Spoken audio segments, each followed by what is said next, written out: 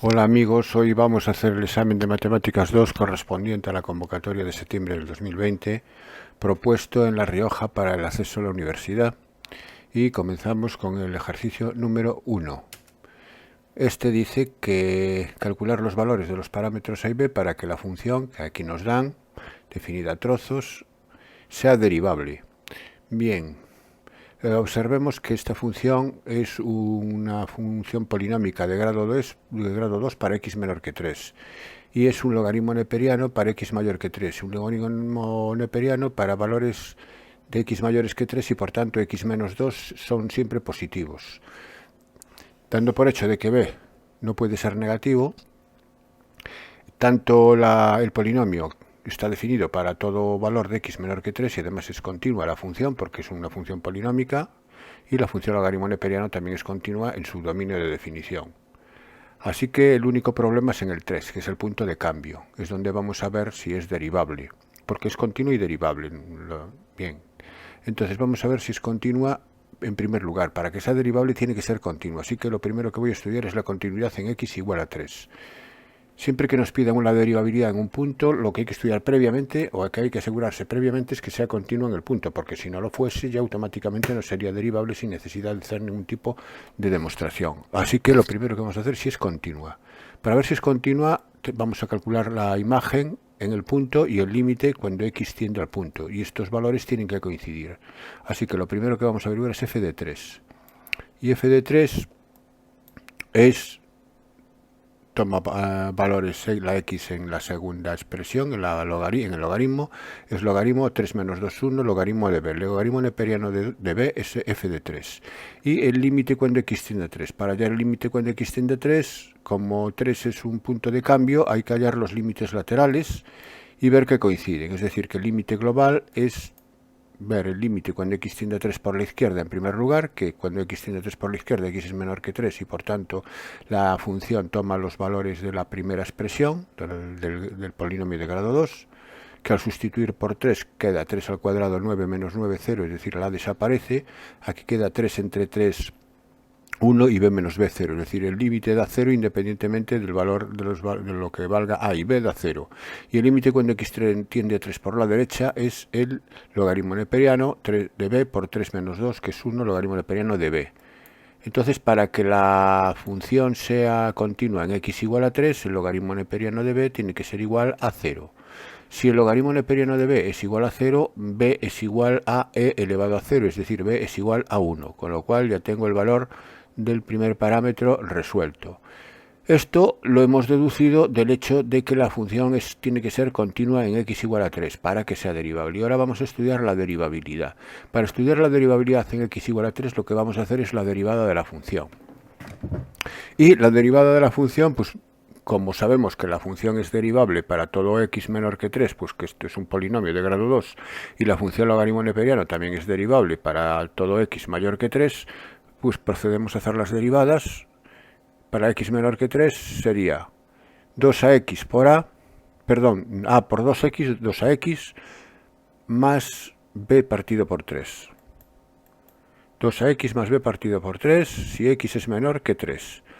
Si x es igual a 3 todavía no he demostrado que es derivable, por tanto voy a hacer la derivada para x mayor estrictamente que 3, que sería 1 partido por b por x menos 2 por la derivada de b por x menos 2, que es b, es decir, al final sería b partido por bx menos 2, para x mayor estrictamente que 3. Como yo lo que quiero hacer es que sea derivable en 3, puedo poner mayor o igual que 3 aquí, y entonces voy a ver para qué valores de b la función es derivable. Para ver que es derivable, tengo que demostrar que la derivada por la izquierda y por la derecha coinciden. Entonces la derivada por la izquierda es sustituir 3 en la expresión que tengo aquí, 2ax más b partido por 3. La derivada por la izquierda sería 6a más b partido por 3, pero b es igual a 1, entonces es 6a más un tercio. Bien, aquí lo tengo, 6a más un tercio. Y la derivada por la derecha es el límite cuando x tiende a 3 por la derecha de la derivada, que sería sustituir 3 por la x en 3 menos 2 sería b, entre b sería 1. Sería 1. Bien, pues entonces lo que tengo que hacer es identificar las dos derivadas laterales y al de igualarlas despejo A. A es 1 menos 1/3 entre 6, que sería 1 menos 1/3 son 2/3, 6A igual a 2/3, A igual a 2 partido por 18avos, que es un noveno, entonces A es un noveno. Entonces ya tengo los valores de A y de B para que la función sea continua y derivable. Pasamos al ejercicio número 2. Determinar el dominio y las asíntotas de la función, y me dan ese cociente de polinomios. Calcular la recta tangente en su punto de inflexión. Bien, en primer lugar vamos a ver el dominio. El dominio son todos los puntos de R salvo aquellos que anulan el denominador. Y los valores de x que anulan el denominador es obvio que es el x igual a menos 2. Así que el dominio es todo R menos el menos 2. Eso es obvio. Y vamos con las asíntotas. Primero, candidatos asíntotas verticales. El único punto donde se rompe la continuidad del dominio es en -2. Así que es la única candidatura a asíntota vertical, la x igual a -2. Para ello tenemos que demostrar que el límite cuando x tiende a -2 de la función tiende a infinito, un infinito.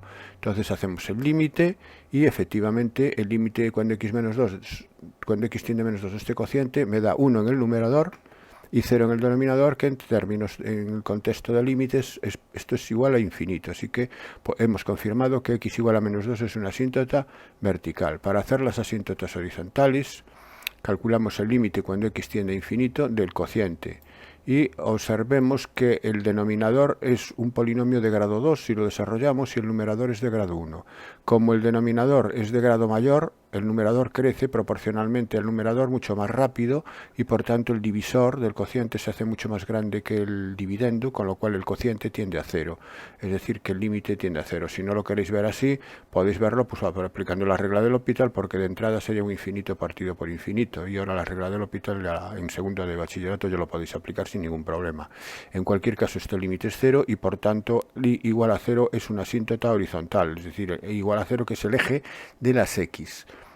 Bien, y asíntotas oblicuas no va a tener, porque si yo calculo la asíntota oblicua con la expresión de la asíntota en general igual a mx más n, el valor de m de la pendiente es el límite cuando x tiende a infinito de la función partido por x, pero dividir la función por x es aumentar el denominador un grado más y con mayor motivo seguiría siendo 0 la m, así que me va a dar, si la pendiente es 0, estamos ante una asíntota horizontal, con lo cual no va a tener asíntotas oblicuas. Bien, para hallar la recta tangente en su punto de inflexión, lo primero que vamos a hallar son los puntos de inflexión, a ver dónde lo tiene. Bueno, y para ver que tiene un punto de inflexión, tenemos que ver dónde se anula la segunda derivada. Esos serían los candidatos a ser puntos de inflexión. Bien, pues para eso hacemos la primera derivada. Y la primera derivada, aquí la tengo, es derivada del numerador, que es 1 por el denominador sin derivar, x más 2 al cuadrado, menos la derivada del denominador, que es 2 por x más 2, este 2 y este x más 2, por el numerador sin derivar por x más 3, partido por el denominador al cuadrado, o sea, partido por x más 2 a la cuarta. Esto se puede simplificar porque aquí hay dos sumandos en el numerador donde tienen factor común x más 2, aquí x más 2 multiplicando y aquí x más 2 multiplicando. Entonces un x más 2 y un x más 2 de este otro sumando se van con un x más 2 del denominador y me va a quedar x más 2 menos 2x más 3 partido por x más 2 al cubo, que haciendo ya la operación me queda menos x menos 4, es decir, simplificando los x menos 2 y luego haciendo la operación en el numerador queda esto. Bien, entonces pasamos a la segunda derivada, porque yo estoy buscando los puntos de inflexión. Entonces la segunda derivada es derivada del numerador, que es menos 1 por el denominador sin derivar, que es x más 2 al cubo, menos la derivada del denominador, que es 3 por x más 2 al cuadrado, por el numerador sin derivar, que es menos x menos 4, partido por x más 2 al cubo al cuadrado, es decir, partido por x más 2 a la sexta. Aquí lo mismo. X más 2, hay 2 y aquí también hay 2, elimino 2 de aquí, porque aquí tengo 3, puedo eliminar 2 y aquí puedo eliminar estos 2, y aquí en el denominador me quedan 4. Entonces me quedaría x más 2 a la cuarta en el denominador y después de eliminar los 2x más 2 aquí y los 2 de aquí, haciendo las operaciones me va a quedar 2x más 10. Si lo igualo a 0, que ya estamos en la segunda derivada, si lo anulo a 0, x se anula para x igual a 5. Entonces, x igual a 5 es candidato a punto de inflexión. Para demostrar que es un punto de inflexión, pues es ver que en el menos 5 la función cambia de cóncava a convexa. Para eso se estudia en los intervalos, en el dominio. El dominio era r menos menos 2. Entonces cojo desde menos infinito hasta menos 2, tengo un intervalo de concavidad y convexidad. Desde menos infinito hasta menos 5. De entre menos 5 y menos 2 tengo otro. Bueno, lo voy haciendo uno a uno. De menos infinito a menos 5. Cojo la segunda derivada, estudio la segunda derivada en un punto cualquiera del intervalo, en menos 6. Sustituyendo la segunda derivada de menos 6, me queda negativo, porque queda menos 12 más 10, negativo, y entre una potencia par, es positivo siempre, me queda negativo, con lo cual la función es cóncava. Si la segunda derivada es negativa, tenemos que saber que la función es cóncava. En menos 5, menos 2... tomo el menos 3 y también me va a dar menos 6 más 10, me va a dar positivo ahora, porque en la segunda derivada sí no positivo, entonces la función es convexa. Desde menos 2 y ahora desde menos 2 hasta más infinito, que es el otro intervalo de concavidad, pues que no tengo ningún otro punto crítico salvo el menos 5. Entonces cojo la segunda derivada en 3, por ejemplo, bueno, en 0, en cualquier valor. Aquí la cojo en 0, que es el más fácil de sustituir, y me queda 10 entre 2 a la cuarta, positivo, función convexa. Entonces, ¿dónde ha cambiado la función de cóncava a convexa? En menos 5. Entonces queda demostrado que menos 5 es un punto de inflexión. Como lo que me pide es calcular la recta tangente en su punto de inflexión, la recta tangente sabemos que es I menos la imagen en el punto, es decir, en menos 5, f de la imagen de la función, f de menos 5, igual a la derivada de la función en menos 5, f' de menos 5 por x menos menos 5. Esto sería la expresión, aquí la tengo, y menos la imagen en menos 5 igual a la derivada de menos 5, que es la pendiente de la recta tangente, por x menos menos 5. F de menos 5 es menos 2 novenos, está calculado aquí, que es sustituyendo menos 5 en la función. Y f' de menos 5 es sustituir menos 5 en f', que la tengo calculada previamente aquí. Y entonces f' de menos 5 me da 5 menos 4 me da 1, 1, menos 5 más 2 menos 3 es menos 1 partido por 27, si no me equivoco. Y aquí efectivamente es menos 1 partido por 27. Bien, sustituyo los valores, despejo la i y obtengo la expresión de la recta tangente en forma explícita. Bien, con lo cual queda resuelto el ejercicio. Pasamos al número 3. Calcular el área del recinto limitado por las funciones f y g, siendo aquí una función un polinomio, una parábola, otra parábola, y las rectas x igual a 3 y x igual a 5. Bueno, de lo que se trata es de ver cómo están estas dos funciones situadas entre 3 y 5, quién está por encima de quién o quién está por debajo de quién, para hacer las integrales definidas correspondientes y restarlas en el orden debido. Para ello lo primero que vamos a hacer es ver dónde se cortan, primeramente, siempre, dónde se cortan las dos funciones. Y las dos funciones se cortan cuando las imágenes coinciden, cuando f de x es igual a g de x, es decir, cuando las expresiones que determina f y g son iguales. Desarrollando estas expresiones, voy a obtener una ecuación de segundo grado, que finalmente sería esta, ya con los valores enteros, y la resuelvo. Al resolver esta ecuación, tengo que x me tiene dos soluciones, que son 3 por un lado y 15 octavos por el otro. 15 octavos son 1 y pico. Entonces observemos que las funciones se cortan en 1 y pico y 3, pero a mí el área que me interesa es de 3 a 5. Por lo tanto, de 3 a 5 las dos funciones no se cortan. Eso quiere decir que una siempre va a estar por encima de la otra, puesto que no se llegan a cortar. Entonces, si una va a estar siempre por encima de la otra, ¿cuál es la que está por encima de la otra? Pues muy fácil. En el intervalo de 3, 5... hago lo siguiente, voy al intervalo 3, 5 y cojo un punto cualquiera del intervalo. Aquí el más cómodo es el punto medio, el 4. Y miro cuál es la imagen del 4 en f y cuál es la imagen del 4 en g. El que tenga la mayor imagen es la que está por encima. Así de sencillo. Entonces, ¿quién es f de 4? F de 4 es 10 novenos. ¿Quién es g de 4? Sustituyendo x por 4 en g, es 3. Así que, ¿cuál es el valor más grande? F de 4, 10 novenos es 1 y pico, y g de 4 es 3. Entonces, g está por encima de f. Así que puedo afirmar que g de x es mayor que f de x para todo x perteneciente al intervalo 3, 5. Esto es en el intervalo 3, 5. Y como es el área, la quiero calcular desde 3 hasta 5, el área entonces va a ser la integral entre 3 y 5 de la función que la limita por encima, que es g de x, menos la que la limita por debajo, que es f de x. Es decir, que tengo que hacer la resta en este sentido, g menos f. Bien, pues nada, si simplemente sustituir g por su expresión y f por la suya, restarlo, obteniendo este polinomio. Así que en las operaciones ya no me detengo, simplemente explico lo que hay que hacer. Y ahora hago la primitiva de 8 novenos x al cubo, es 8 novenos x al cubo partido por 3, que es 8 partido por 27x al cubo, menos 13x al cuadrado partido por 2, que el 2 por 3, 6, veis 6, más 5x.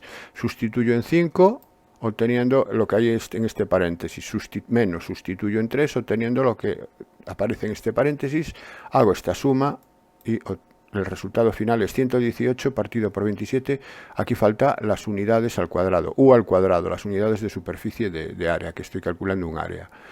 Bien, pasamos al ejercicio número 4, en el cual me pide que discuta y resuelva según los valores de A el sistema de ecuaciones lineales siguiente. Y como siempre, los sistemas de ecuaciones lineales los expreso en forma matricial, en la forma A por x igual a b, donde la matriz A es la matriz de los coeficientes de las incógnitas, aquí lo tengo escrito. La matriz X es la columna de las incógnitas, X y Z, y la matriz B es la columna de los términos independientes, en nuestro caso 1A menos 2A más 1. Y vamos a discutir el sistema en función del parámetro A y comparando los rangos para aplicar el teorema de Rouchet-Frobenius. Así que estudiamos el determinante de A en primer lugar para ver para qué valores de A el rango vale 3 o no vale 3.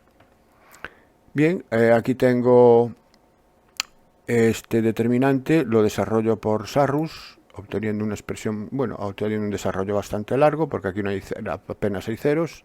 Bien, y me queda todo esto, aquí hay que tener cuidado en no equivocarse con los signos. Al simplificar todo esto, me va a quedar finalmente la factorización que vamos a obtener es esta que tengo aquí. Y las soluciones son A igual a 0, igual al determinante a 0, obviamente. Una solución es A igual a 0 y la otra solución es esta ecuación de segundo grado igual a 0, de donde las soluciones son A0, A2 y A igual a menos un medio. Aquí no lo he factorizado, pero podríamos factorizarlo más. Sería A por A menos 2 por A más un medio y todo ello multiplicado por menos 2, porque el coeficiente del cuadrado aquí es menos 2. Es decir, finalmente sería 2A más 1. Sería A por A menos 2 por 2A más 1. Eso sería la factorización de nuestro polinomio, de nuestro determinante. Bueno, en principio lo dejo así, porque ya tengo los tres valores que me van a determinar los casos para estudiar la discusión del sistema. Caso primero, cuando A no es ninguno de estos tres, es decir, cuando A es distinto de 0, distinto de 2 y distinto de menos un medio. Cuando A es distinto de esos tres valores, el determinante de A es 0, con lo cual el rango de A es 3. Y que coincide con el rango de la ampliada. Esto siempre ocurre cuando los valores de entrada del determinante 3 por 3 no anulan el dicho determinante. Entonces el rango es 3 porque podemos encontrar un menor de orden 3 dentro de la matriz, tanto de la principal como de la ampliada, que es la propia matriz A. No, es un menor no nulo. Por definición de rango, el rango entonces es el orden de dicho menor, es 3. Si el rango de las dos matrices es 3, coincide con el número de incógnitas, el sistema es compatible determinado, es decir, tiene solución única. El caso 2, A igual a 0. Pues para A igual a 0 veo cuál es la matriz A. La matriz A ahora es esta, sustituyo A por 0 en la matriz general. Y el rango es menor que 3 porque el determinante es 0, entonces puedo afirmar que el rango es 2. Sí, porque encuentro un menor de orden 2, aquí lo tengo marcado, un menor no nulo. El determinante de este menor es menos 1, con lo cual es no nulo y por tanto el rango de A es 2. Y la ampliada, bueno, pues la ampliada aquí la tengo. Y en la ampliada a observar lo siguiente, observar que en la primera columna, la segunda y la última, que es forma parte de la ampliada, son proporcionales, es decir, tanto menos 1, 0, menos 1 es proporcional a 1, 0, 1, es la columna opuesta en realidad, y el 1, 0, 1 y el 1, 0, 1 son iguales. Entonces, Estas tres columnas siempre me va a dar 0 el determinante. Entonces, cualquier menor de orden 3 que yo tome dentro de la ampliada con la columna 101, siempre me obliga a coger o esta columna, o la segunda, o la primera, con lo cual el determinante va a ser 0. Es decir, todos los determinantes de orden 3 dentro de la ampliada son 0. Ese sería el argumento para demostrarlo, que siempre tengo una columna, tengo dos columnas iguales, entonces o una de dos, o lo argumentáis de forma textual como lo acabo de hacer yo, o escribís las tres determinantes y lo igualáis a 0 para demostrar que todos los menores de orden 3 son 0. Si todos los menores de orden 3 son 0, el rango de la ampliada es 2. Y si el rango de la ampliada es 2, como coincide con el de la principal, y menor que el número de incógnitas, por el teorema de Rouchet, el sistema es compatible indeterminado con un grado de libertad. Bien, caso 3, A igual a 2. Para el caso 3, para igual a 2, sustituimos el A por 2 ahora en la matriz, obteniendo esta matriz A, y el rango de esta matriz es 2 también, porque encontramos un menor de orden 2 no nulo. Ahí lo tenemos. Escribimos ahora la ampliada, y en la ampliada obtenemos que, por ejemplo, la primera y la segunda con la última ya es 0 directamente, ya no la escribo porque tiene dos columnas iguales, y entonces lo único que vamos a ver es la primera con la tercera y con la cuarta, ese determinante. Vamos a estudiar ese determinante.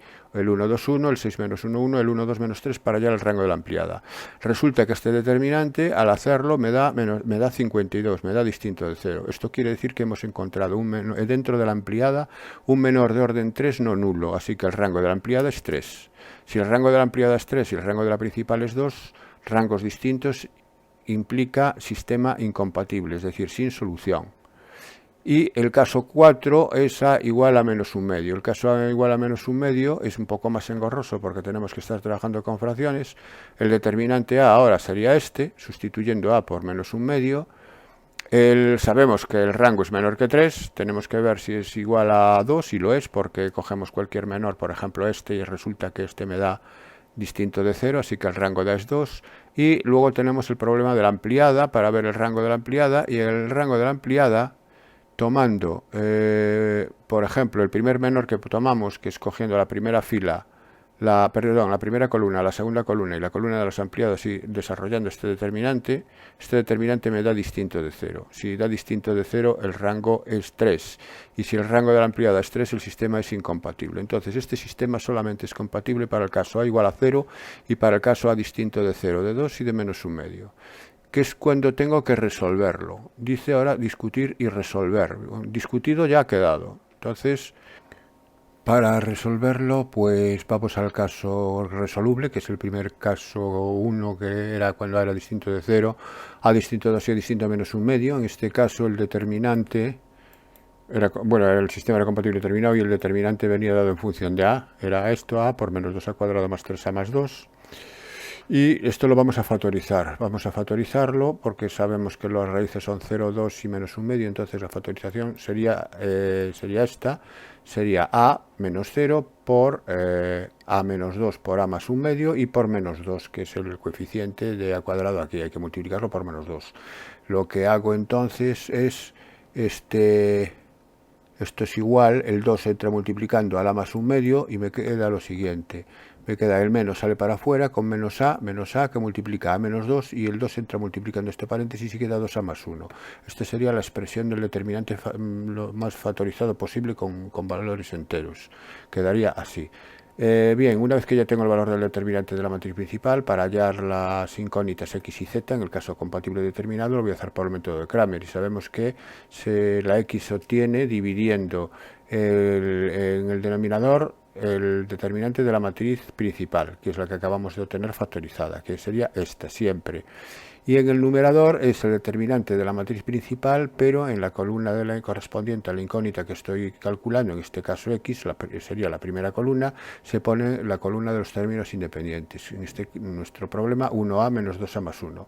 Bien, haciendo el desarrollo de este determinante, esto es lo más laborioso que tiene este ejercicio, se hace el desarrollo del determinante, se factoriza todo lo que se pueda y luego se simplifica obteniendo el resultado final, que sería el valor de x en función de a. Lo mismo ocurre con y. Ahora donde en la columna que tenemos que trabajar es en la segunda, es donde tenemos que poner el término independiente. Fijaros que el denominador siempre coincide, los denominadores no cambian, y obtenemos esta expresión como resultado de la incógnita i.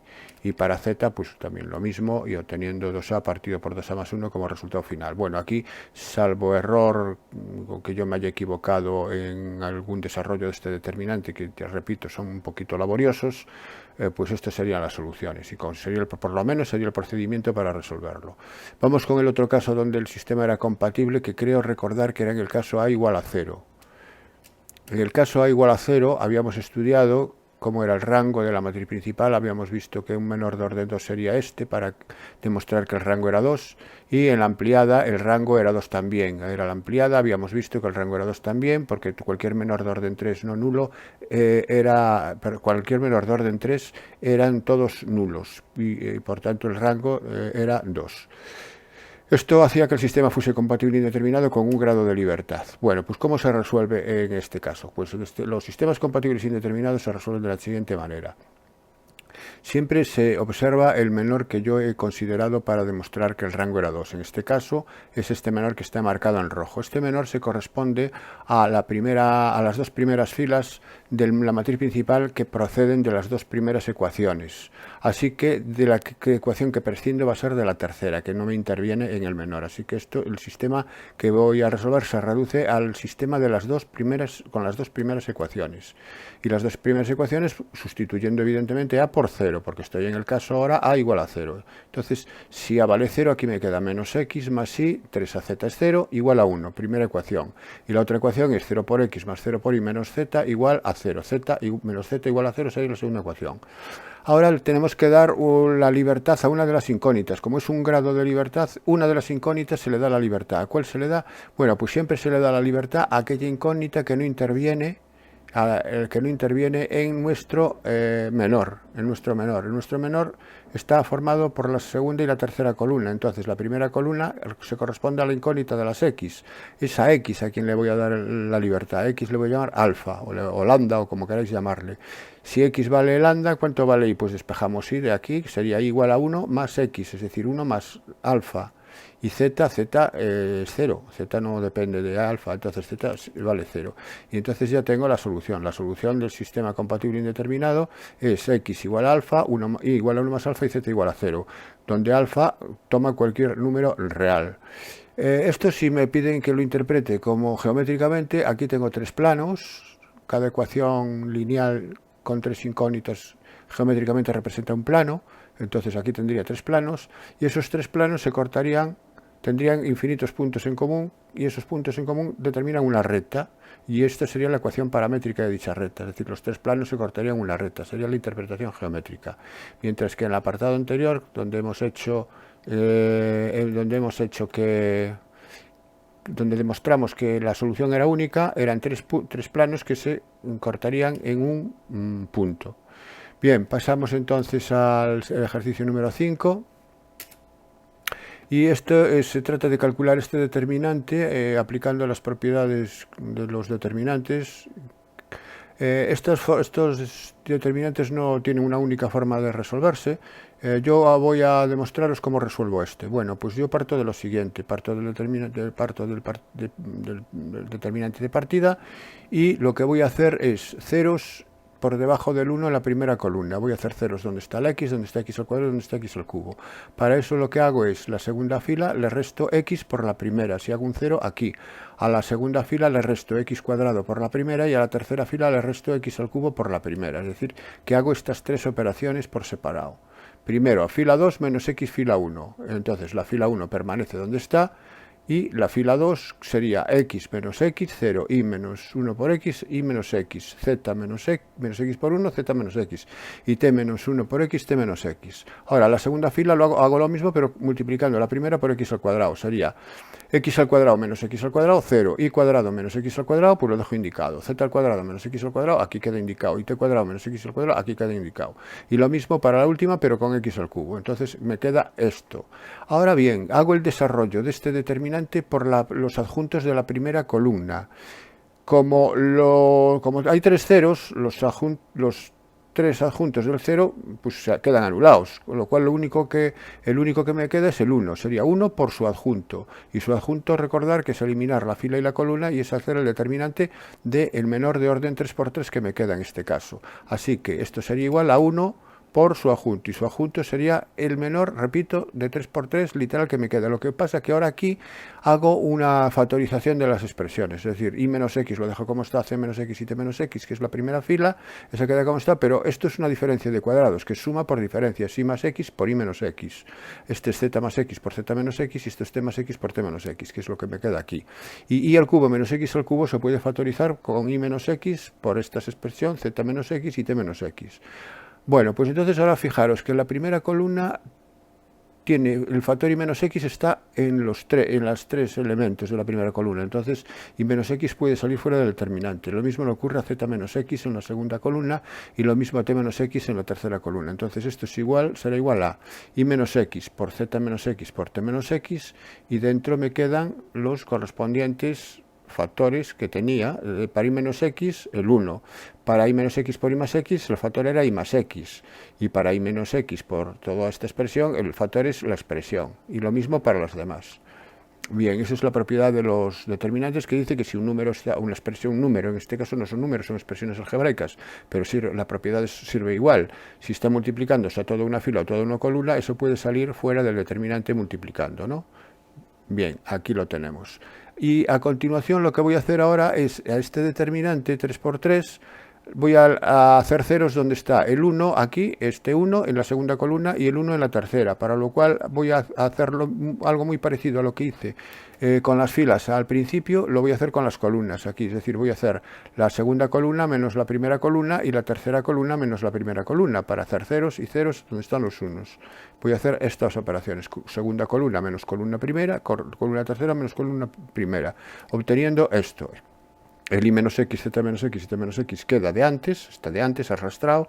En la primera columna no la toco, queda como está, y ahora hago 1 menos 1, 0, z más x menos y menos x, se van las x y queda z menos y t más x menos y menos x, se van las x y queda t menos y.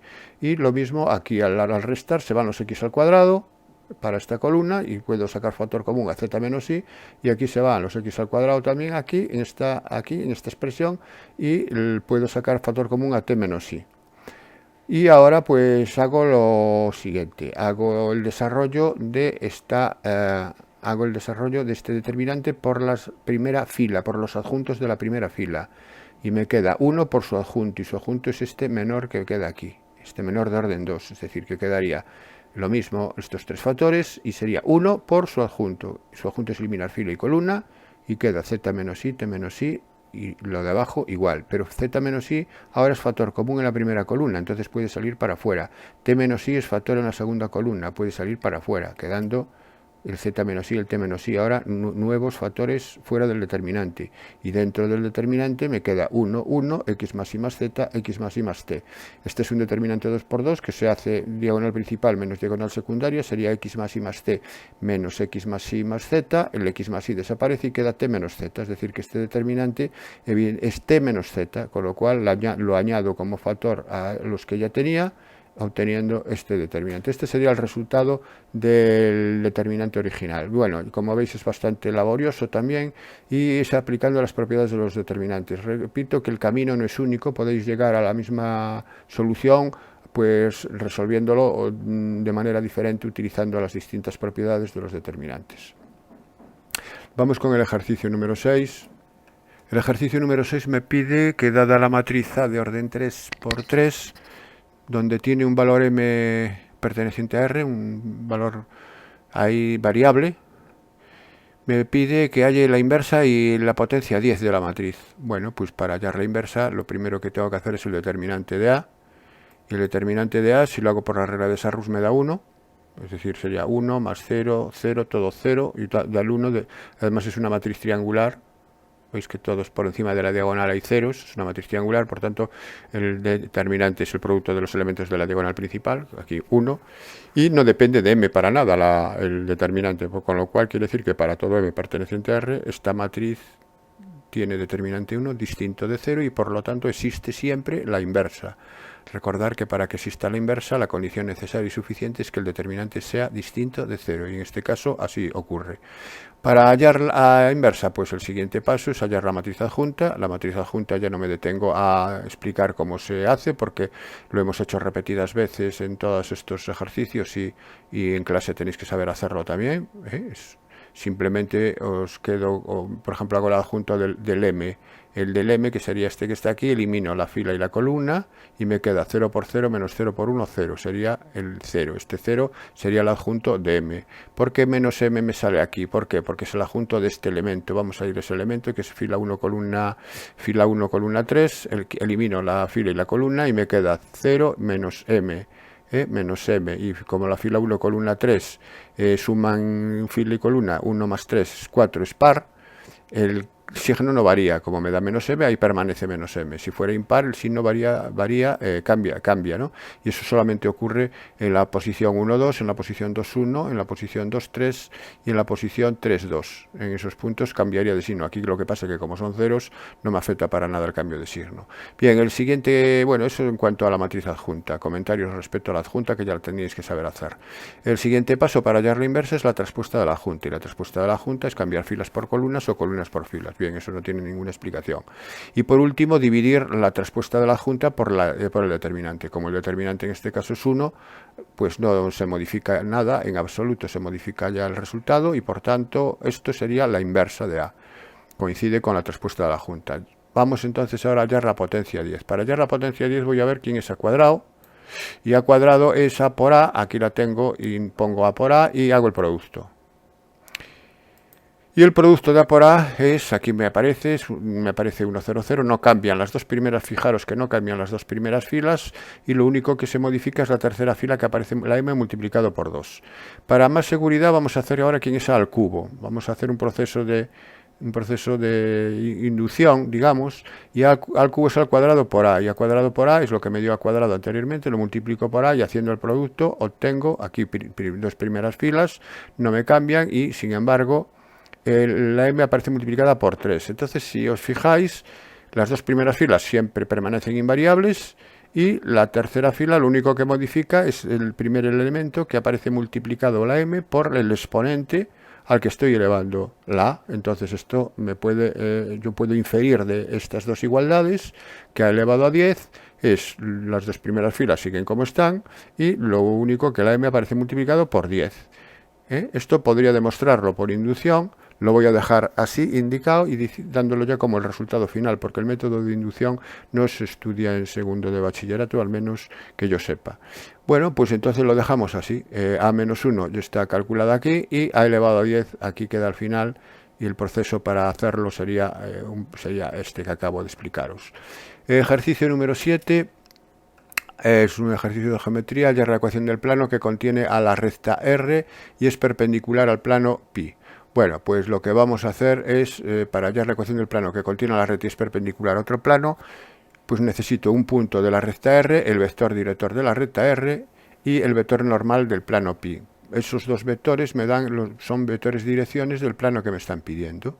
Así que para hallar el punto y el vector director de la recta R necesito pasar estas ecuaciones a paramétricas porque tal y como están expresadas, que es en forma explícita, en forma implícita, no se puede ver cuál es un punto y cuál es el vector director. Entonces, para pasar a paramétricas, resuelvo este sistema, que es un sistema compatible indeterminado, le doy la libertad a una de las incógnitas, en este caso se lo doy ahí, le llamo I alfa, y resolviendo me queda pasando ahora alfa como constante a la derecha, a los términos independientes, me queda este sistema, y ahora sumando las dos ecuaciones, las x desaparecen, y me queda que t menos 3z es igual a menos 10 menos alfa, de donde despejo z, quedando la parte constante sin alfa, que es la parte del punto, y con la componente del vector, que es lo que multiplica alfa. Entonces ya tengo y, ya tengo z, falta por despejar x. Bueno, pues x lo despejo de cualquiera de estas dos ecuaciones, y x es igual, la despejo de la primera, menos 3y más 4z menos 9. Pues aquí está. Menos 3y, que es menos 3 alfa, o sea, ahora lo que sí le llamo alfa y lo que es x, lo que es z, perdón, era 10 tercios más un tercio de alfa. Bueno, pues esta es la ecuación y de aquí agrupo lo que tiene alfa y agrupo lo que no tiene alfa, quedándome la parte real 13 tercios y la parte con alfa menos 5 tercios. Bueno, pues ya tengo las ecuaciones paramétricas de estas ecuaciones, que son x igual a, aquí lo está, y igual a alfa y z igual a 10 tercios más 1 tercio. ¿Cuál es el punto? El punto es lo que no multiplica alfa, que sería para x 13 tercios, para y 10 tercios y para y y para z, perdón, me estoy liando porque están desordenadas. Para x 13 tercios, para y 0 y para z 10 tercios. Ese sería el punto P. Este punto no se puede simplificar porque se trata de un punto y por lo tanto no se puede multiplicar por 3. No lo simplifiquéis porque me lo estáis cambiando de posición, de lugar, si lo modificáis.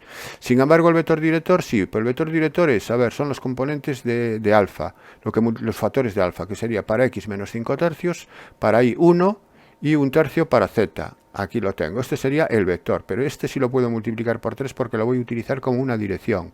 Si lo multiplico por 3 obtengo un vector con números enteros más más manejables, que son el menos 5, el 3 y el 1. Es decir, ¿qué he hecho? Lo he multiplicado por 3. He ampliado el módulo, pero la dirección no la he tocado. Bueno, pues entonces ya tengo el vector director de la recta y un punto de la recta. Y me falta el vector normal del plano. El vector normal del plano es muy fácil porque son el coeficiente de x, de y, de z. Es el 1, 3, 1. Y entonces, con el 1, 3, 1, que es el vector normal del plano, que lo tengo aquí, con el menos 5, 3, 1, que es el vector director de la recta, y con el punto 13 tercios, 0, 10 tercios, desarrollo este determinante igual a 0 y obtengo el plano que está, pues para obtener el plano que me piden.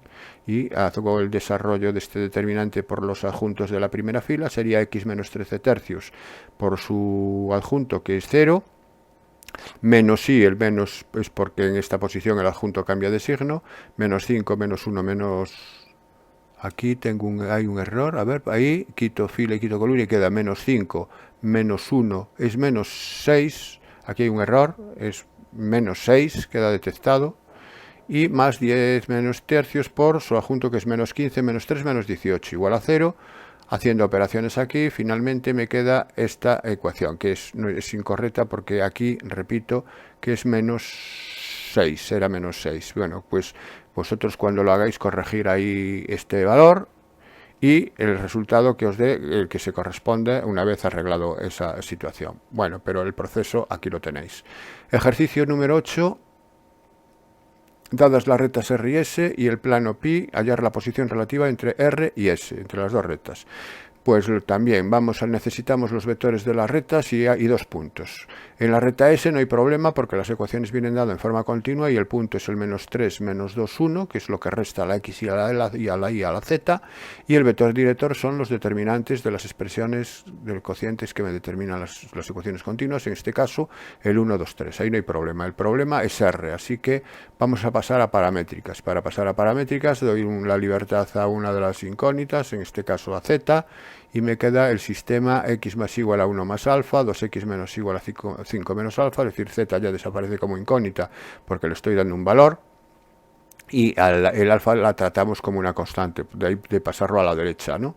Y ahora resolvemos este sistema de dos ecuaciones con dos incógnitas, que lo más rápido es sumando, porque las y desaparecen, se van al sumar, y queda 3x igual a 6, porque las alfas también se van al sumar, de donde x es igual a 2, es decir, x no va a depender para nada de alfa, y despejo la y, la despejo de cualquiera de las dos ecuaciones, la y la despejo de la primera, y sería 1 menos x más z, como x es 2, 1 menos 2 menos 1, y z era alfa, menos 1 más alfa. Salen muy rápido aquí las paramétricas.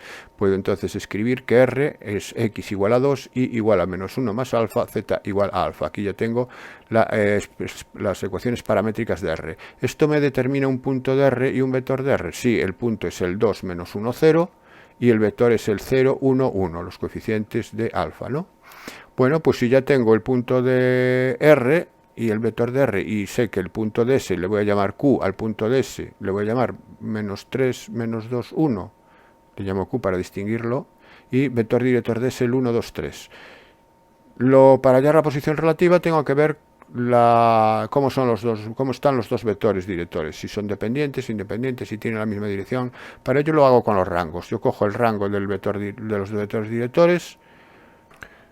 Tomamos el rango de los dos vectores directores y resulta que el rango de esta matriz es 2, porque podemos encontrar dentro un menor de orden 2 no nulo. Aquí lo tenemos, entonces el rango es 2, podemos afirmar que los dos vectores tienen distinta dirección, son linealmente independientes, puesto que el rango es el número máximo de vectores fila, en este caso, o vectores columna linealmente independientes. Tengo dos, que son los dos VR y VS, y tienen distinta dirección, como decía. Si tienen distinta dirección, yo aquí ya descarto el paralelismo y la coincidencia de rectas, o sea que no son ni paralelos ni coincidentes. Vamos a ver, para ver si se cruzan o si se cortan, es cuando tomamos el vector PQ y lo ampliamos a esta matriz, buscando el rango de esta matriz con el vector PQ. El rango de esta matriz va a ser 3, porque si hacemos el determinante de la matriz me da menos 7, es distinto de 0. Al ser distinto de 0, el rango es 3. Si los rangos son distintos, por el teorema de Rouchet hay un sistema ahí incompatible, o sea, aquí implícitamente para hallar la posición relativa hay un sistema interno que se está resolviendo, que me está diciendo, al tener estos dos rangos distintos, que es incompatible. Si es incompatible, las dos rectas no tienen puntos en común, y si no tienen puntos en común, R y S se cruzan. Esa sería la posición relativa. Y pasamos al apartado B, el plano pi y la recta S. Hallar la posición relativa de un plano y una recta. Bueno, pues para ello escribimos la recta S en forma paramétrica. Aquí la tenemos, la recta S escrita en forma paramétrica, y el plano pi. El plano pi sería este. Bueno, pues para ver la posición relativa lo que voy a hacer es sustituir un punto genérico de S en el plano, a ver qué es lo que ocurre, a ver si la solución es única, si hay un punto en común, si todos los puntos están contenidos en el plano, o si por el contrario no se produce que ningún punto esté contenido en el plano, con lo cual la recta y el plano serían paralelos. Bueno, pues sustituyo menos 3 más beta por la X, menos 2 más 2 beta por la Y, 1 más 3 beta por Z, más 6 igual a 0, a ver qué obtengo. Voy a tratar de despejar beta, pero al tratar de despejar beta, fijaros que me queda beta más 2 beta, 3 beta, menos 3 beta, 0. La beta desaparece. Y los términos independientes que me queda menos 3, menos 2, menos 5, menos 1, menos 6, más 6, 0. Es decir, que finalmente me queda 0 igual a 0. Esto quiere decir que esta identidad se produce siempre, es decir, siempre se verifica para cualquier valor de beta. Si se verifica la identidad para cualquier valor de beta, quiere decir que todos los puntos para cualquier valor de beta que yo le dé aquí, voy a tener puntos de la recta, ¿no? Pues todos los puntos satisfacen la ecuación del plano. Si todos los puntos de la recta satisfacen la ecuación del plano, la conclusión es que la recta está contenida en el plano. Esa sería la solución del apartado B. Y vamos con el ejercicio número 9. La estancia vacacional de una familia en un hotel sigue una distribución normal de media 15 días y desviación típica 4 días. Bien, aseguraros siempre de que la media y la desviación típica dentro de una normal tienen las mismas unidades, en este caso son días, correcto, y me piden calcular la probabilidad de que la estancia de una familia sea inferior a 10 días. También que la petición de las probabilidades sea en términos de días, en este caso, siempre también de las mismas unidades, si no habría que convertirlo. Bueno, pues lo que me están pidiendo en el apartado A es la probabilidad de que X sea menor que 10. Y la probabilidad de X menor que 10 lo pasamos a Z, vamos a tipificar la X y pasar de Z, consiste en el número 10, restarle 15 y dividirlo entre 4, entre la desviación típica, obteniendo Z menor que menos 1,25. Como es un número negativo y en las tablas de la distribución normal solamente me vienen los valores de Z menor que para valores positivos, lo tengo que convertir a positivo y esto se hace restándole de 1, es decir, sería 1 menos probabilidad de Z menor que 1,25, no 2,25, 1,25. No sé por qué puse ahí ese 2, es un error. Entonces 1,25 es 1,2 en la columna del 5 y 1,2 en la columna del 5 es el 0,8944. Vamos, aquí sería 1 menos 0,8944. Esto está correcto, está mal, el 2 es 1,25, repito. Sin embargo, el resultado es correcto, buscado en la tabla. Y esta diferencia es 0,1056, con lo cual queda resuelto el apartado A. Muy fácil. El apartado B, la probabilidad de que la estancia esté comprendida entre 11 y 19 días. Como viene dado en días, no hay ningún problema. Sería B, probabilidad de que X comprendido entre 11 y 19. No me dice ambos inclusive ni nada, entonces no los incluyo en los extremos. Aunque el problema no cambiaría nada porque estamos en una distribución continua que no influye el que entren o no entren en los extremos. Pero bueno, si lo quiero escribir con corrección sería así. Esto es la probabilidad de que z esté comprendido entre, y hago los valores tipificados de 11 y el valor tipificado de 19. Entonces estos valores me dan menos 1 y 1 respectivamente. Sería la probabilidad de z menor que 1 menos la probabilidad de z menor que menos 1. La probabilidad de un no negativo, como hice antes, 1 menos la del positivo, teniendo en cuenta el menos delante. Entonces de utilizar paréntesis aquí. Sería la probabilidad de z menor que 1 menos paréntesis y dentro 1 menos probabilidad de z menor que 1. El valor del 1, pues vamos a la tabla y z menor que 1 es 0,8413 porque es el 1 en la columna del 0, ¿no? 0,8413 sería el valor, sería 0,8413 menos 1 más 0,8413, ya quitando los paréntesis y haciendo la suma, esta me queda 0,6826, que sería el resultado del apartado B. Bueno, este problema no tiene más historia. Es un problema de distribución normal, de forma directa, con lo cual es muy sencillo. Y pasamos al último, que me dice que en una clase de 35 alumnos asisten 30 de ellos. Se sabe que aprueban todas las asignaturas el 80% de los alumnos que asisten a clase y el 10% de los que no asisten. Bueno, aquí está claro que se están estudiando dos variables. Una es la asistencia a clase y la otra es los aprobados, los que aprueban y los que no aprueban. Entonces esto se puede hacer por un diagrama de árbol.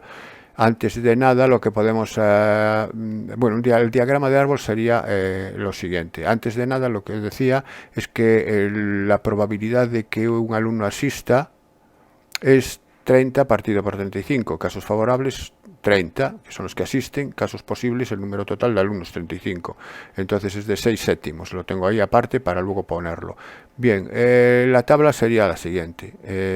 El alumno puede asistir a clase o no asistir a clase. Le voy a llamar V a de ir a clase, van a clase, y N no van a clase. Estos serían los sucesos asistir y no asistir, V y N respectivamente. Y las probabilidades de asistir, 6 séptimos aquí y 1 séptimo para los que no asisten. 6 séptimos, que era 30 partido por 35, y 1 séptimo los que no asisten. Bien, ahora dentro de los que asisten a clase, es decir, los del suceso V, se sabe que aprueban todas las asignaturas el 80% de los que asisten a clase, es decir, aprueban o suspenden. A y S les voy a llamar. Y los que no van a clase también pueden aprobar o suspender. Entonces, ¿quiénes aprueban? El 80%, es decir, 0,8. Y me dice que el 10% y que también aprueban el 10% de los que no asisten. Y aprueban el 10% de los que no asisten. Aquí sería 0,1. Bien, si queréis podéis completar el diagrama y aquí ponéis 0,2, que sería la diferencia 1 para los que suspenden de los que van, y aquí sería el 0,9 de los que suspenden para los que no van. En principio, si lo necesitara lo pondría, yo lo dejo de momento así. Os recomiendo que lo pongáis, bueno, en principio dejarlo, no hace falta. Dice, calcular la probabilidad, el porcentaje de alumnos que aprueba la asignatura. Me están pidiendo la probabilidad de A multiplicado por 100, el porcentaje. Bueno, calculo primero la probabilidad de A, y la probabilidad de A es 6 séptimos por 0,8 más 1 séptimo por 0,1, porque pueden aprobar yendo a clase o pueden aprobar no yendo a clase, es decir, sería 0,7. Como me piden el porcentaje es 0,7 por 100, sería el 70%. El 70% de los que van a clase, esto es el porcentaje, perdón, no, el 70% de los alumnos de todos aprueban la asignatura. No lo dejen tanto por ciento, lo dejan probabilidad, pero recordar que hay que multiplicar por 100. Y el apartado B me dice, sabiendo que el alumno ha suspendido, es decir, conociendo un suceso previamente, que es S, que han suspendido, calcular la probabilidad de que un alumno haya asistido a clase. Le llamábamos V al suceso asistir a clase. Es una probabilidad condicionada. Aquí no me piden porcentaje, me piden probabilidad directamente.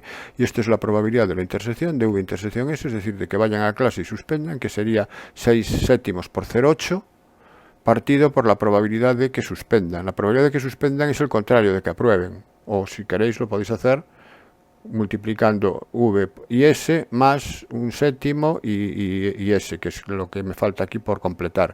Pero yo ya lo hago por el suceso contrario, puesto que suspender es lo contrario de aprobar. Entonces es 0,3. V y S es 6 séptimos por 0,2. 6 séptimos por 0,2, porque V y S me falta aquí la probabilidad 0,2. Y la probabilidad de S es el contrario de la probabilidad de A, es 1 menos 0,7. Así que al final 0,5714 es la probabilidad pedida. Bueno, aquí acaba la prueba, los 10 ejercicios propuestos, y repito, vuestro profesor tiene siempre la última palabra en las dudas que os pueden surgir a la hora de analizar o estudiar estos vídeos. En internet contrastad siempre información y bueno, espero haberos servido de ayuda, esa es mi intención, os espero en el próximo vídeo.